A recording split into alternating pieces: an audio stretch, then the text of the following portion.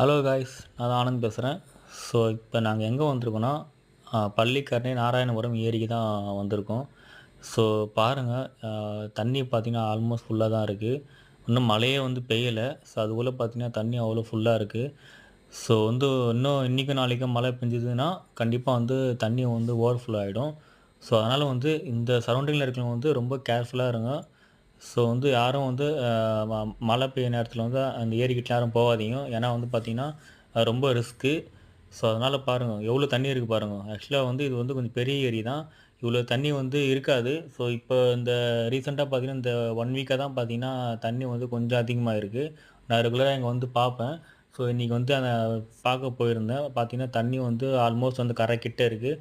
இன்னும் இன்றைக்கும் நாளைக்கும் மழை பெஞ்சதுன்னா கண்டிப்பாக தண்ணி ஃபுல்லாகி வெளியே வந்துடும். ஸோ ரொம்ப கேர்ஃபுல்லாக இருங்க. ஸோ ஓகே கைஸ், பிடிச்சிருந்தா லைக் பண்ணுங்கள், ஷேர் பண்ணுங்கள். Thank you guys.